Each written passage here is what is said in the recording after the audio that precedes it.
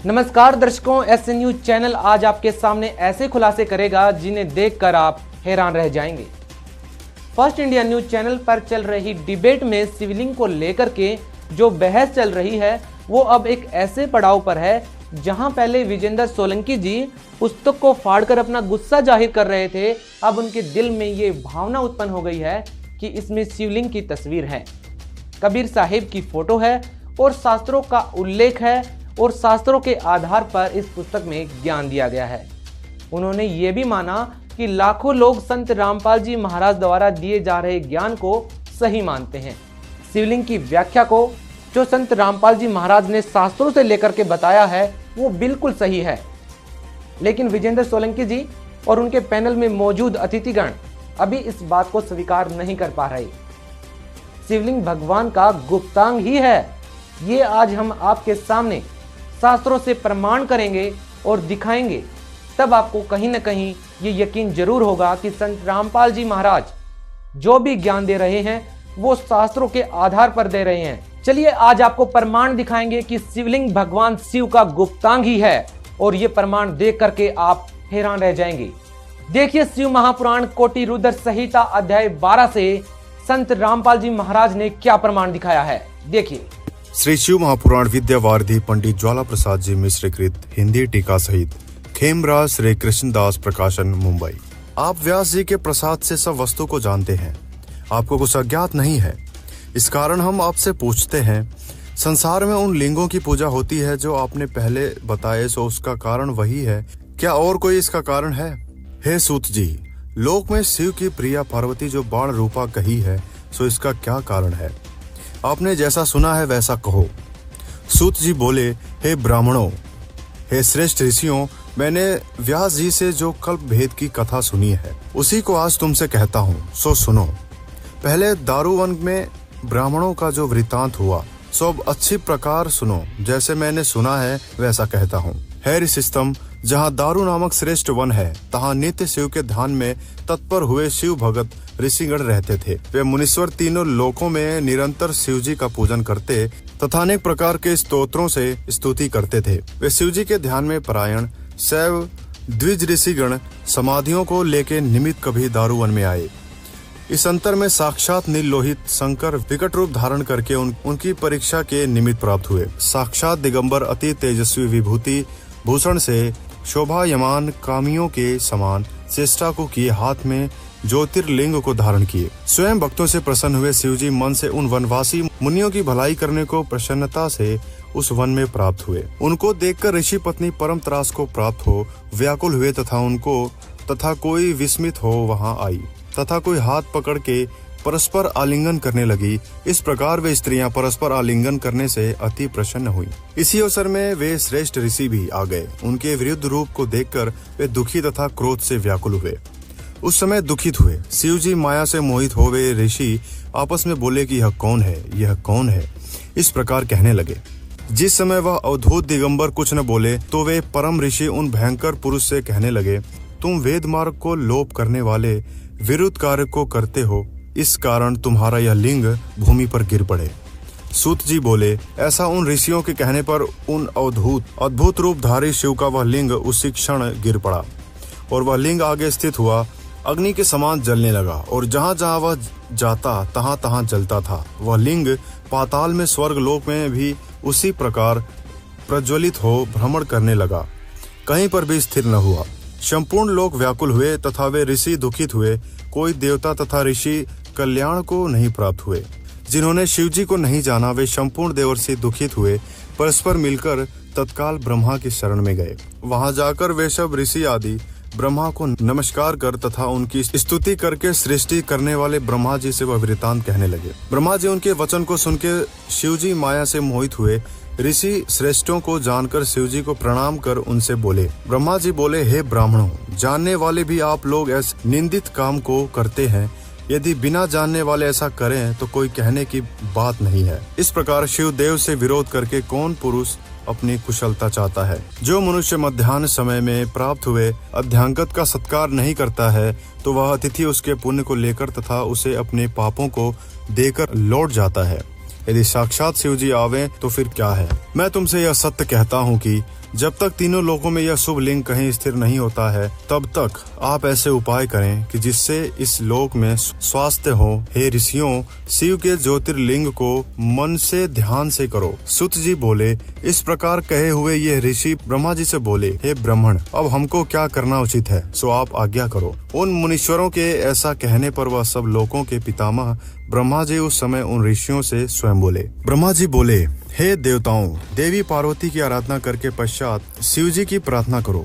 यदि पार्वती साक्षात योनि रूपा हो जाए तो ज्योतिर्लिंग स्थिरता को प्राप्त हो। हे ऋषिस्तम, मैं उस विधि को उस समय कहता हूँ, आप सब सुने और इसी विधि को करो, तब वह पार्वती जी प्रसन्न होंगी। एक गढ़ को स्थापन करके उत्तम 8 दल करके दुर्वा जौ के अंकुरों सहित उसमें तीर्थों के जल को भरो। तत्पश्चात वेद मंत्रों से उस कलश को सेचन कर शास्त्रोक्त विधि से शिव का स्मरण करने से उसकी पूजा करो।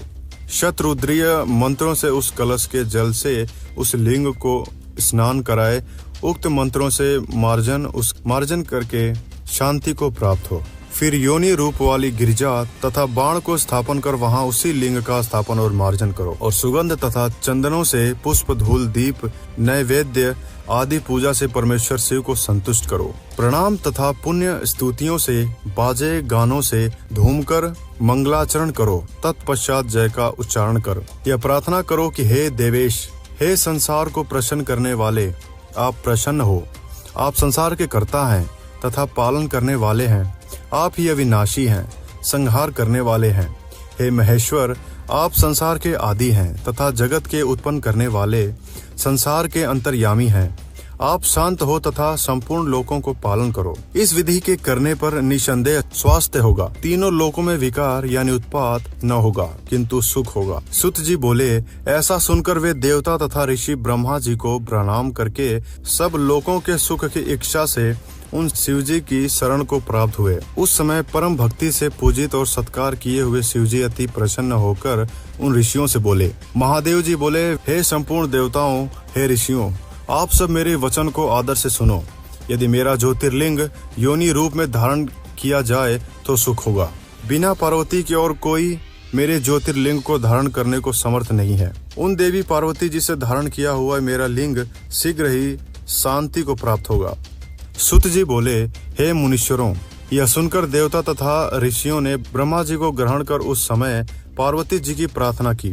पार्वती जी तथा शिव जी को प्रसन्न करके पूर्वोक्त विधि के अनुसार श्रेष्ठ ज्योतिर्लिंग की स्थापना की। मंत्रों से कही हुई विधि के अनुसार देवता तथा ऋषियों ने अपने धर्म के हेतु पार्वती तथा शिवजी को प्रसन्न किया। ब्रह्मा, विष्णु तथा सब देवर्षि, त्रिलोकों के चर अचर सहित सबों ने शिवजी की विशेष पूजा की। उस समय शिवजी प्रसन्न हुए और जगत की माता पार्वती जी संतुष्ट हुई और उन्होंने उस रूप से उस लिंग को धारण किया। उस योनि रूप पार्वती में लिंग के स्थापित होने पर उस समय बड़ा आनंद होने लगा। हे द्विजो, वह ज्योतिर्लिंग तीनों लोगों में प्रसिद्ध हो गया। वे पार्वती तथा शिवजी प्रतिमा हाट के नाम से प्रसिद्ध हुई।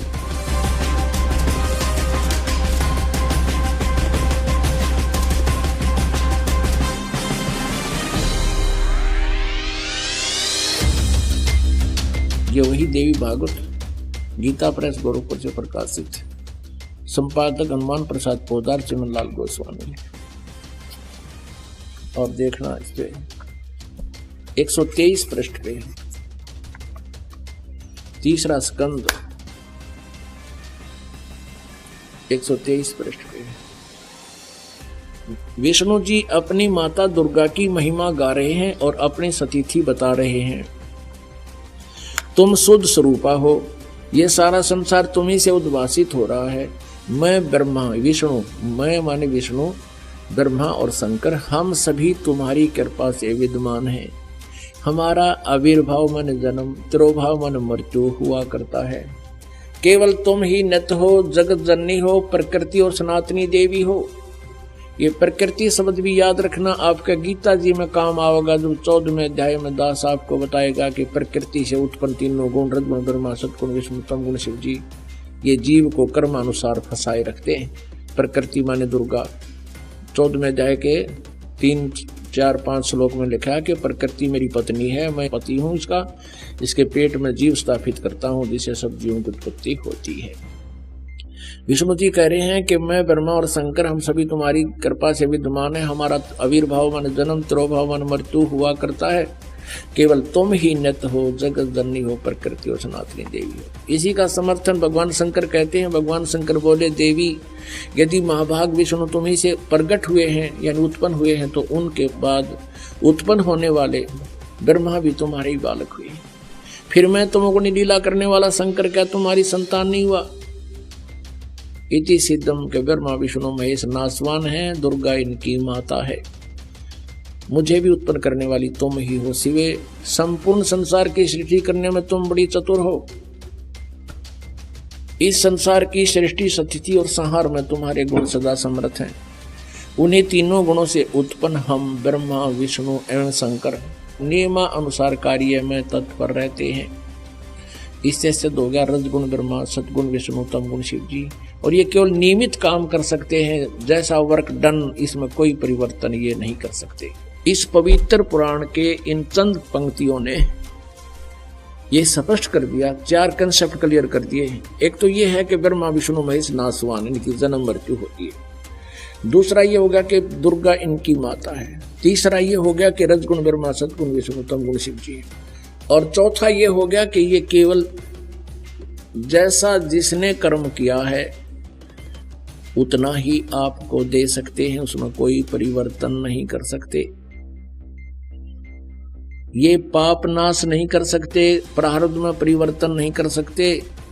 तो विजेंद्र सोलंकी जी और शैलेंद्र शास्त्री जी, देखा आपने, हमारे शास्त्र तो साफ साफ बयान कर रहे हैं कि शिवलिंग भगवान का गुप्तांग है। अब आपकी अज्ञानता पर बड़ी हैरानी हो रही है। लंबे लंबे तिलक लगाए, भगवा वस्त्र पहने आप बैठे हैं, संस्कृत में प्रवचन करने लगते हैं और अपने धर्म का आपको कह तक नहीं पता। कबीर साहिब का दोहा याद आता है कि कंठी माला सुमरनी पहने से क्या होए, ऊपर डूंडा साध का तुमने अंतर रखा खोए। अंतर आत्मा तो आपकी मलिन हो चुकी है इस अहंकार में कि एक साधारण किसान परिवार में जन्म लेने वाले संत रामपाल जी महाराज कैसे शास्त्रों का ज्ञान बता सकते हैं। कैसे उन्हें ये इतनी नॉलेज हो सकती है जो आज तक बड़े बड़े तथाकथित विद्वान नहीं बता पाए। कैसे उनको हम तत्वदर्शी संत मान सकते हैं, कैसे उनके ज्ञान को स्वीकार कर सकते हैं। कौशलेंद्र शास्त्री जी, अब जमाना बदल चुका है, लोग शिक्षित हो चुके हैं। चंद संस्कृत की लाइन बोल करके आप ये साबित करना चाहते हैं कि आप विद्वान हैं। विद्वान और अविद्वान की परिभाषा भी यजुर्वेद अध्याय नंबर 40 के मंत्र नंबर 8 में बताई गई है कि कौन विद्वान है और कौन अविद्वान है। लेकिन आप कैसे समझेंगे इन बातों को? इन बातों को समझने के लिए एक तत्वदर्शी संत का होना बेहद जरूरी है, जो कि आप नहीं हैं। संत रामपाल जी महाराज इस पृथ्वी पर एकमात्र ऐसे संत हैं जो कि शास्त्रों के आधार पर भक्ति बता रहे हैं और एकमात्र तत्वदर्शी संत हैं। अब आप इस पुस्तक को देखिए जिस पर 3 बार मुकदमा दर्ज हो चुका है और तीनों बार ये बरी हुए हैं। शिवलिंग और लिंगी को क्लियर शब्दों में लिखा है। देखिए कौशलेंद्र शास्त्री जी।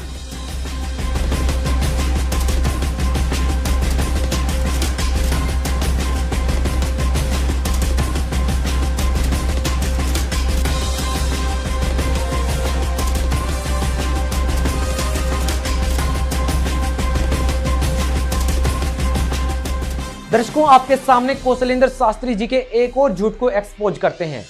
कौशलेंद्र शास्त्री जी ने डिबेट के दौरान कहा था कि चलिए मान लेते हैं कि शिवलिंग भगवान का गुप्तांग है, लेकिन ऐसा कोई आकार नहीं है कि जिसे ये कहा जाए कि शिवलिंग जो है वो भगवान शिव का गुप्तांग है।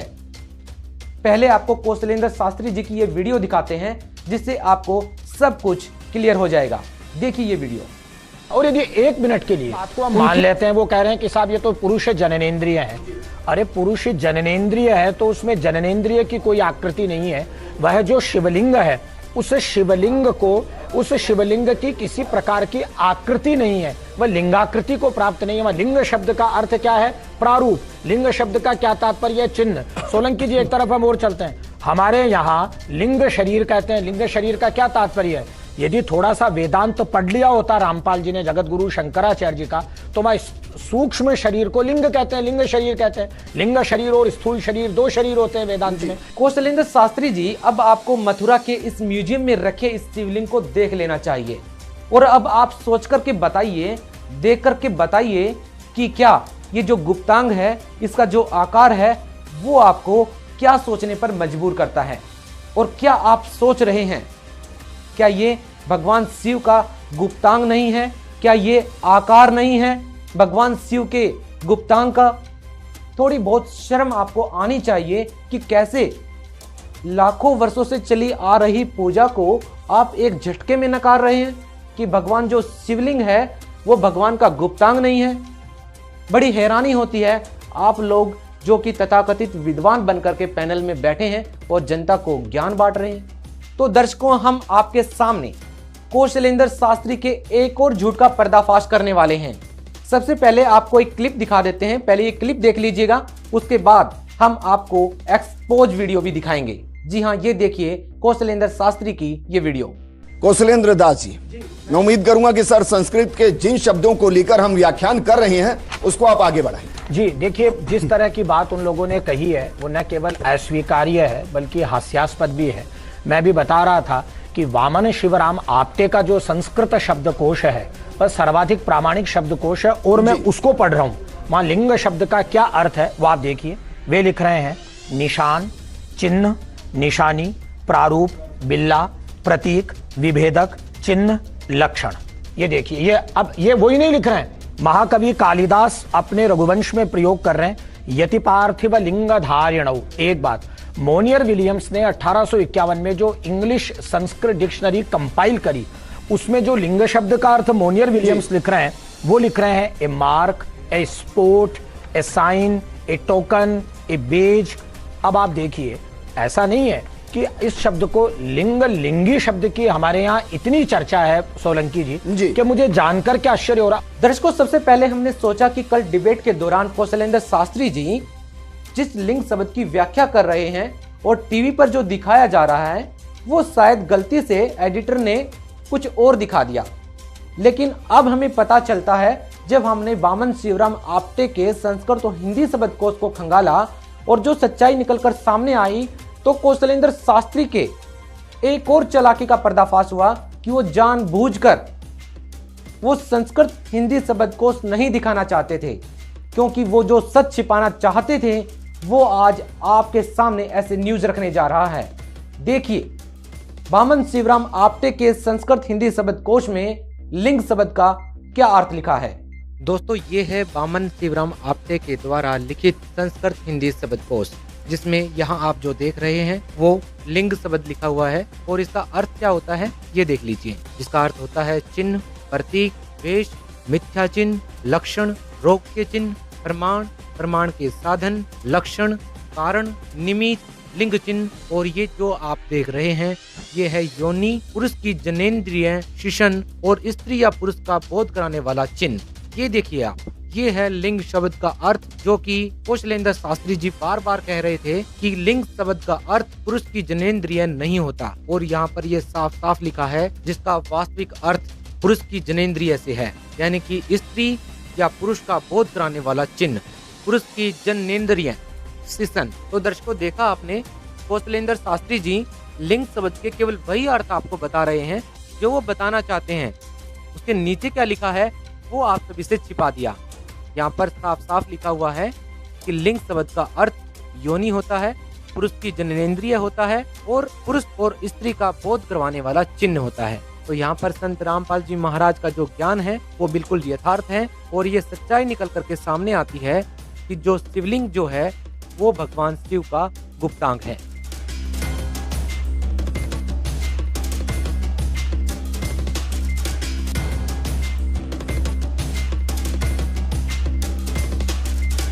तो विजेंद्र सोलंकी जैसे तमाम उन एंकर्स को हम ये संदेश देना चाहते हैं कि संत रामपाल जी महाराज के किसी भी लिटरेचर पर जब आप सवाल उठाएं, संत रामपाल जी महाराज के ज्ञान पर जब आप सवाल उठाएं, तो आप एक बार अपने ही धर्म के शास्त्रों को खंगाल कर जरूर देख लें, क्योंकि हम आपके सामने ये दावे के साथ कह सकते हैं कि संत रामपाल जी महाराज ने एक एक शब्द शास्त्रों के आधार पर लिखा है।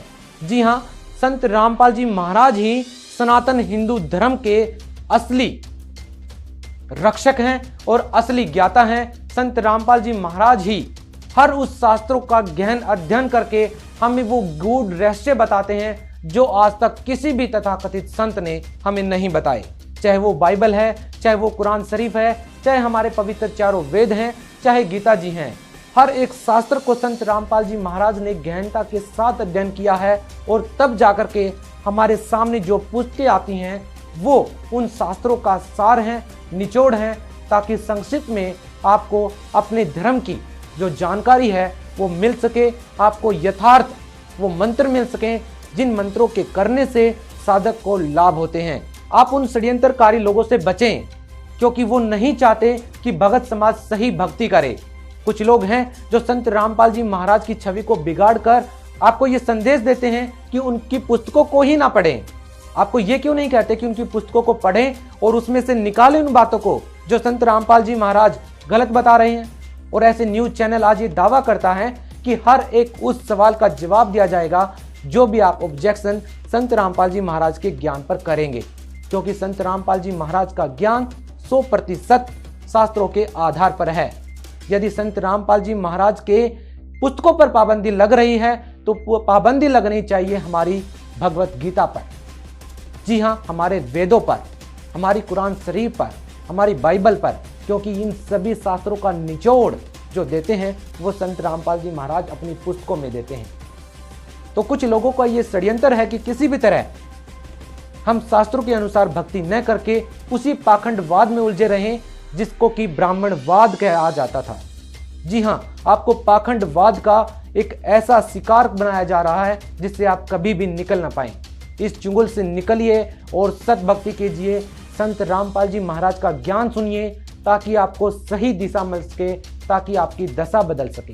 दर्शकों, हम आपके सामने ये क्लियर करना चाहते हैं कि संत रामपाल जी महाराज का ये उद्देश्य कतई नहीं है कि किसी भी धर्म पर, किसी भी धर्म गुरु पर, किसी भी व्यक्ति की तौहीन की जाए, किसी भी व्यक्ति के बारे में वो अपमानजनक शब्द बोलें। संत रामपाल जी महाराज का उद्देश्य सिर्फ एक ही है कि शास्त्रों के अनुसार भक्ति की जाए, जो हमारे वेद, गीता जी, पुराण जो भक्ति विधि बता रहे हैं, जो शास्त्रों में लिखा है वो भक्ति भगत समाज करे। तो हमारा तमाम उन लोगों से अनुरोध है कि संत रामपाल जी महाराज के ज्ञान पर टीका टिप्पणी करने से पहले, कोई भी ऑब्जेक्शन करने से पहले आप अपने शास्त्रों को जरूर खंगाल लें, क्योंकि हमारे शास्त्रों में वो गूढ़ रहस्य छिपे हैं जो संत रामपाल जी महाराज अपनी किताबों के जरिए, अपनी पुस्तकों के जरिए आम भगत समाज तक पहुंचा रहे हैं। ऐसे न्यूज की इस खास पेशकश में इतना ही। आगे भी हम उन सभी सवालों के जवाब देंगे जो कि संत रामपाल जी महाराज के ज्ञान पर उंगली उठाएंगे। हर उस सवाल का माकूल जवाब दिया जाएगा, उसका पूरी की पूरी अध्ययन किया जाएगा, पूरा शास्त्रों का निचोड़ आपके सामने रखा जाएगा और संत रामपाल जी महाराज का ज्ञान आपको ये बताने में कामयाब होगा कि जो ज्ञान आप तक पहुंचा है वो आधा अधूरा है और जो सही जो ज्ञान है शास्त्रों के आधार पर केवल और केवल संत रामपाल जी महाराज दे रहे हैं। और अब ऐसे न्यूज चैनल तमाम उन तथाकथित धर्म गुरुओं से, कौशलेंद्र जैसे शास्त्रियों से और विजेंद्र सोलंकी जैसे तमाम उन एंकर से सवाल पूछना चाहता है जो बगैर सोचे समझे संत रामपाल जी महाराज पर सवाल उठाते हैं। हम आपसे जानना चाहते हैं, क्योंकि आपने ये ऑब्जेक्शन किया कि जो शिवलिंग है वो भगवान शिव का गुप्तांग नहीं है, इसलिए ऐसे न्यूज चैनल ये सवाल पूछना चाहता है कि पशुपतिनाथ मंदिर में किसकी पूजा होती है, किस भाग की पूजा होती है, और वहीं भारत के सुप्रसिद्ध मंदिर कामाख्या देवी मंदिर में माता के किस अंग की पूजा होती है। सोचिएगा, समझिएगा और जवाब दीजिएगा, क्योंकि जवाब तो देना पड़ेगा।